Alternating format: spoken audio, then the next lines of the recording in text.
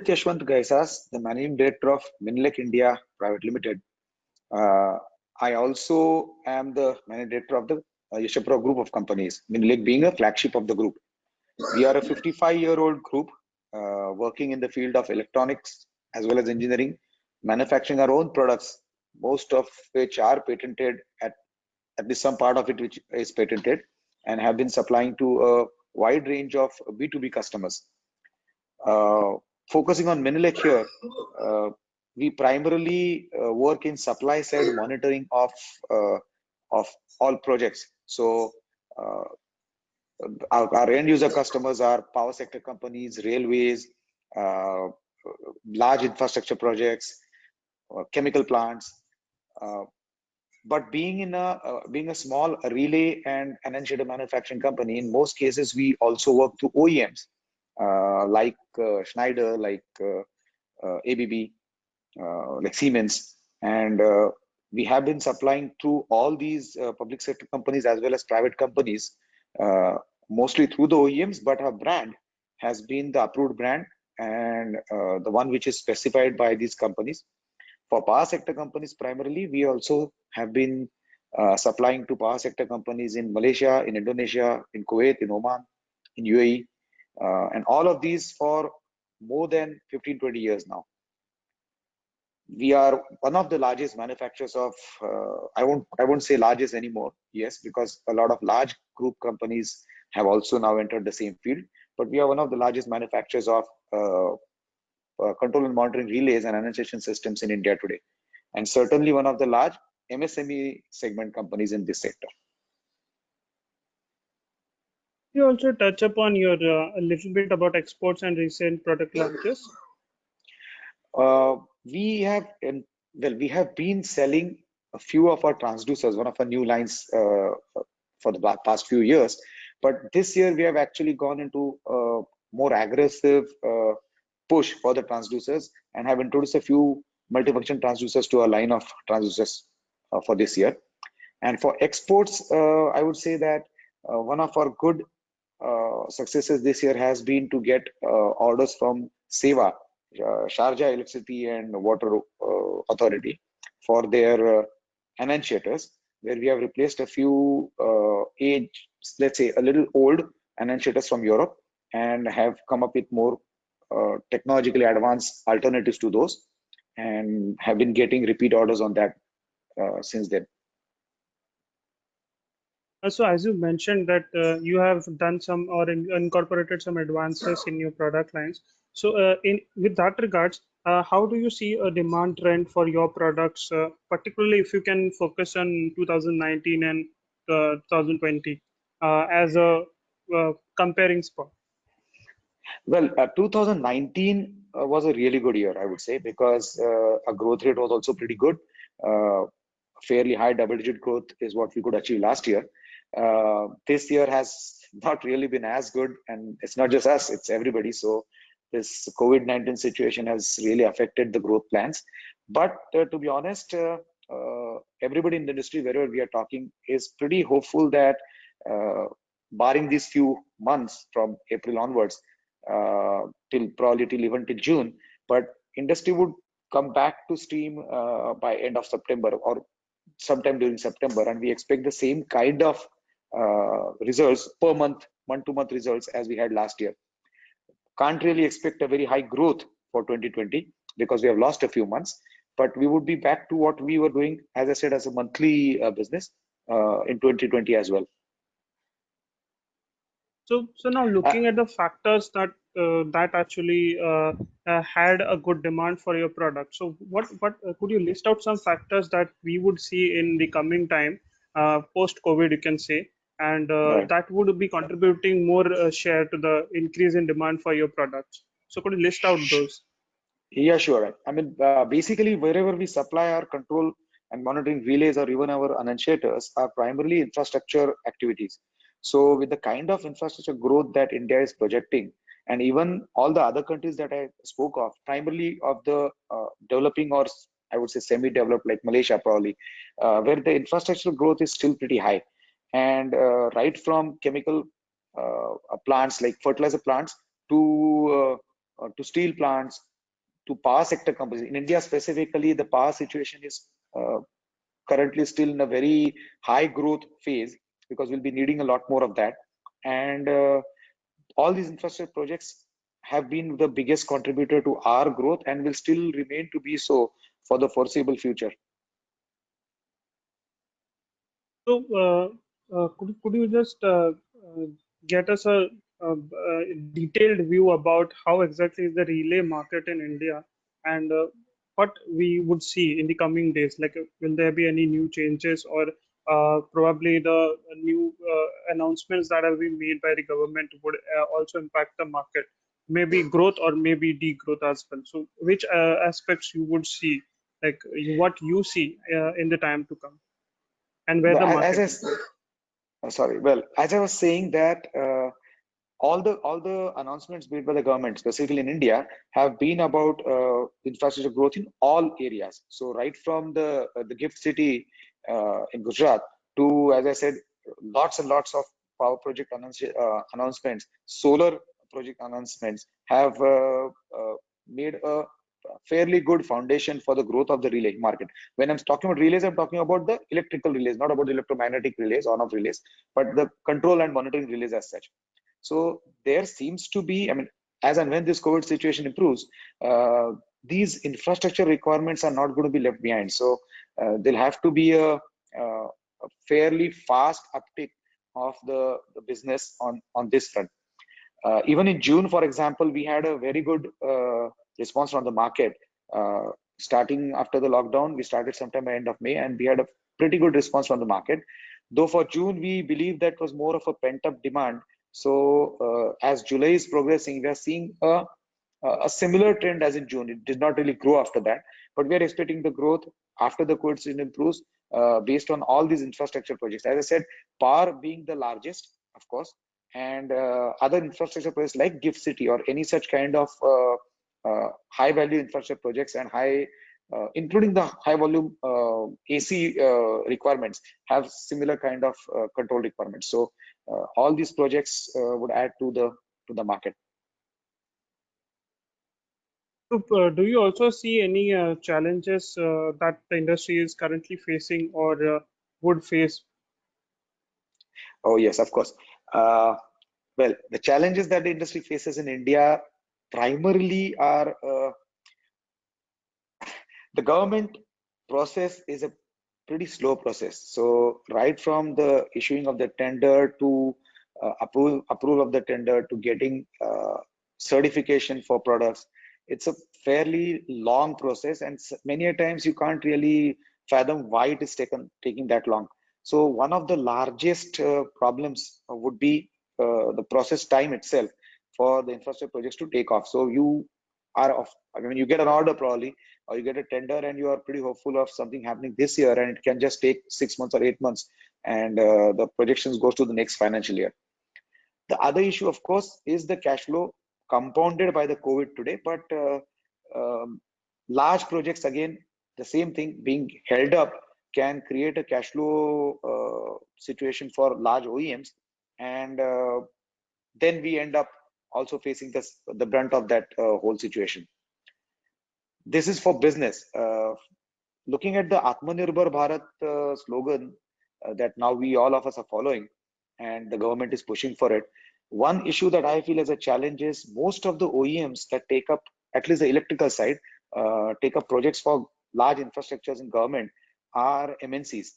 There's hardly any Indian company which takes up this project. So all of us MSME segment companies as well as some large companies also end up supplying their products to just international MNC OEMs.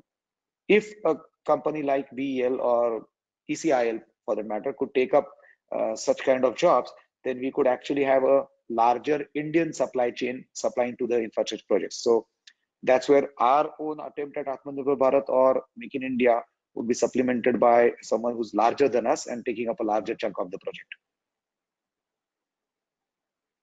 So, now coming back to the COVID impact, so could you tell us like how exactly has the COVID impacted the industry, and Has the economic package that was announced by the government is really helpful, or do you see that it would bring in good change? Of course, COVID has impacted everybody. I mean, I said 2 months of absolutely zero business has certainly affected a lot of balance sheets. Uh, at the same time, this being a global phenomenon, it's not like somebody is losing out to competition somewhere else because everybody is affected. So whatever was the expected project which was going to come up would still come up with a delayed timeline probably. So it has affected in the sense that it's affecting on the timeline. It may not necessarily affect in the total volume of business in totality. Uh, coming back home, uh, again, being in Pune, we are probably one of the worst hit cities for manufacturing, being in Maharashtra, being in Pune. So even though we started manufacturing sometime in May, the supply chain actually could not start. A lot of shops, traders have still not been able to be fully functional.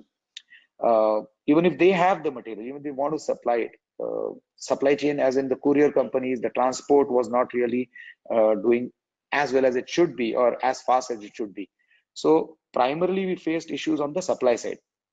The demand side, at least as I said, for June, July, there was probably some pent-up demand. So we didn't really face too much of an issue on demand side, except again, if our customers were in a lockdown situation, we could not supply. But the demand was very much there. As far as the economic packages introduced by the government, uh, up to 200 crores, no global tender would be something that would be certainly helpful, but though it is yet to materialize. So that's something we can't really talk of much.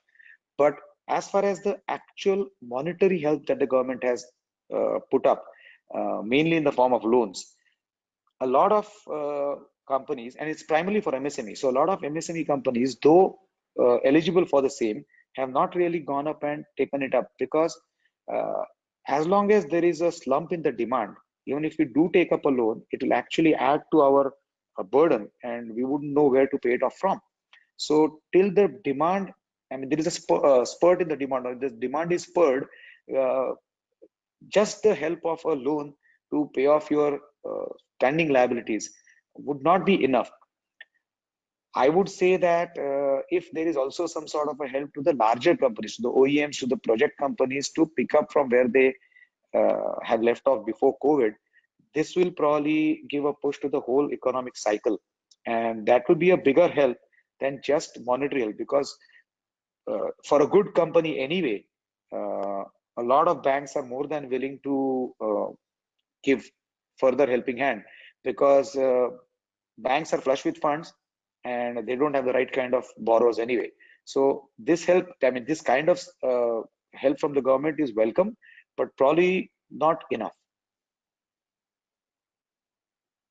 So now looking at a different perspective of automation, do you see that this COVID-19 situation in the post-COVID time, there would be a rise in automation and it will help to bring up a new opportunities for companies like you, and it would also help you to grow simultaneously.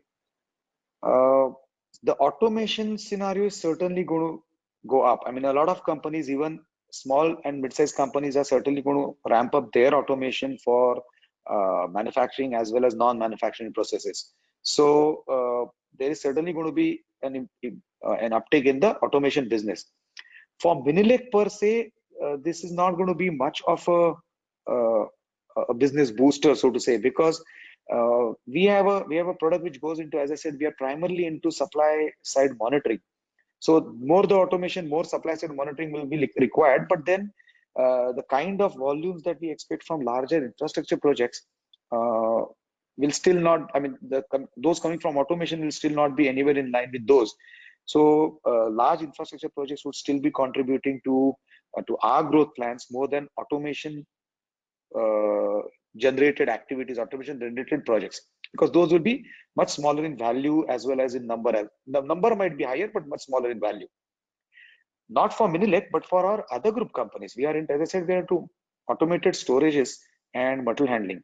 So for these two lines, yes, right since the start of activity from end of May, early June, we have had more inquiries coming on those lines because yes, automation has been the buzzword now. Now, looking at the going back to the COVID scenario, like why I was asking this question about automation was like many manufacturing companies have what you can say opted for it, and this may be because that the social distancing guidelines ask people to be away from each other 6 feet distance. So to maintain that, if your process are automated, not wholly but partly, like whatever is required to be automated, people are going in for that. Now, coming to this COVID scenario again, like how would you see it? Like, will automation uh, be uh, be good for adoption in the coming time, or it should be adopted right now as we move out of COVID? Uh, Again, as you rightly suggested, automation need not necessarily be for anything else but for the kind of social distancing norms, as well as in all probability, a lack of the migrant population available for employment. So it's not just skilled or unskilled shop floor level jobs, but even in the middle level jobs, there is a lot of migrant people have probably gone back, and this COVID situation is in all probability going to create a decentralized manufacturing setup. So in that case, you won't be having all the required employees at one, I mean, wherever you need them to be. So automation cannot be avoided on many fronts now. We have done a few small semi-automation kind of activities in our own manufacturing setups since May because of lack of manpower. I mean, we were trying to cover up for the lack of manpower. People would be doing that everywhere. And I would say that that's probably where we should be going if you want to remain competitive globally. Okay, so that was very much interesting, and I'll just uh, like I've got everything to the questionnaire, and Mhm. thank you so much for your I time. And yes, I would like yes, to yes, add a couple of things though. Uh, sure, Post sure. Go COVID ahead, sir. and irrespective of COVID, post COVID, the other things that are going to drive the industry are the new lines, or I would say new technologies that have everybody's talking of, renewable energy, and as a subset of that, but electrical vehicles. So what we have done is we have developed our products, or let's say developed some variants of our products to cater to these industries in specific.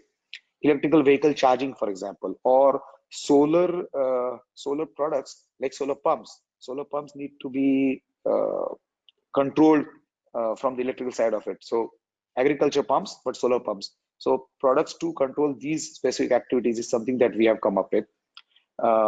We have also decided that, going back to my concept of uh, Atmanirbhar Bharat, we have realized that we are, I mean, the small and medium sector electronic industry today is bound from both sides by non-Indian entities. So all our supply chain, primarily the semiconductor side or component side, is unfortunately, from China or from the East, sometimes in Korea, sometimes Taiwan, but from the East.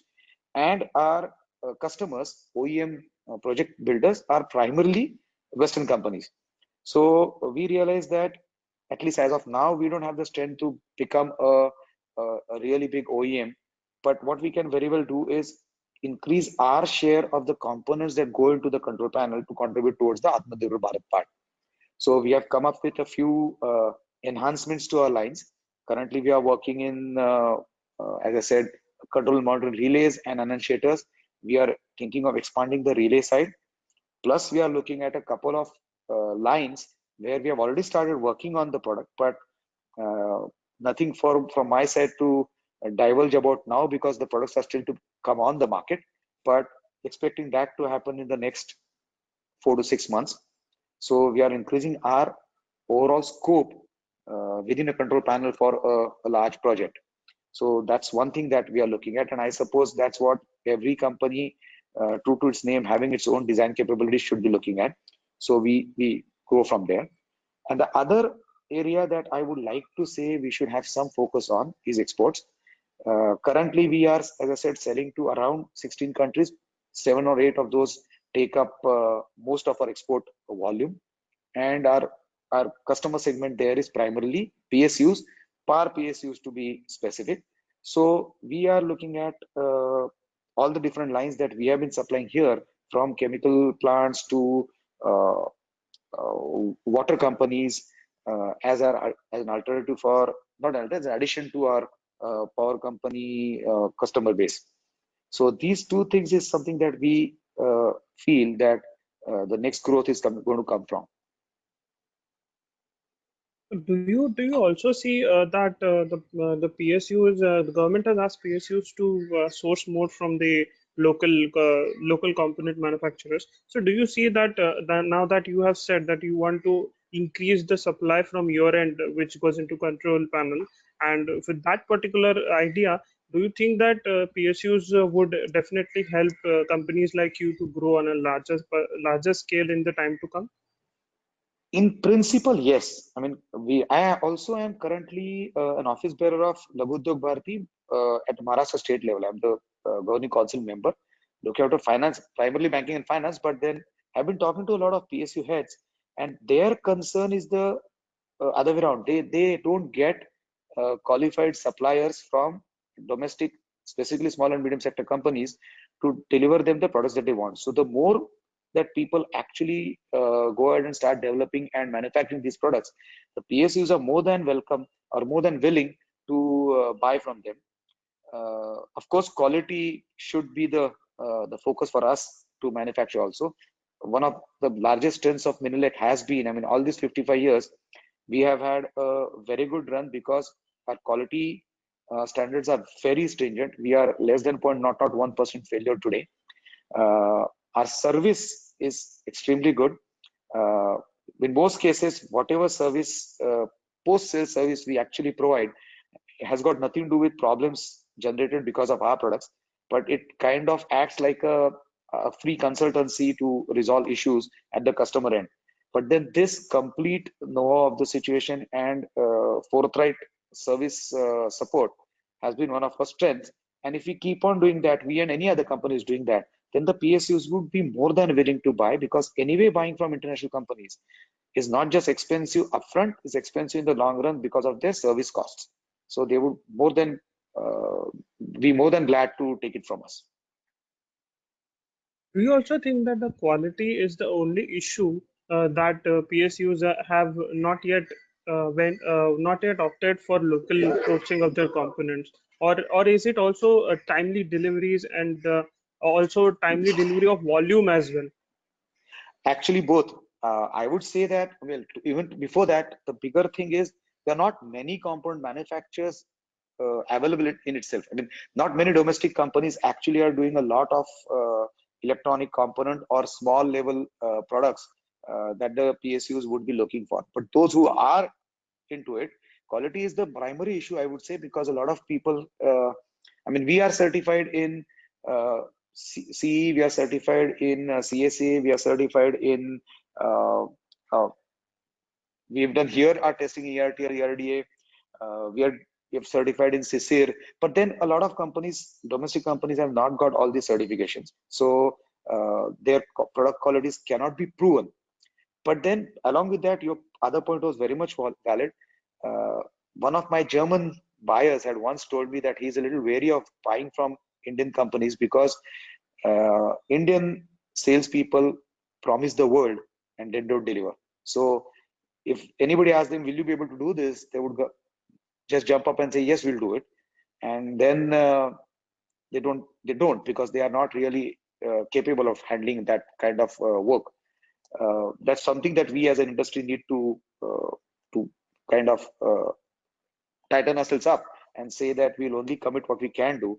Or if you are actually going out with something that you are not really experienced with, be forthright, talk to the customer, including the PSUs, because the PSUs today are open to have a discussion with a company which is saying that I will develop this product for you.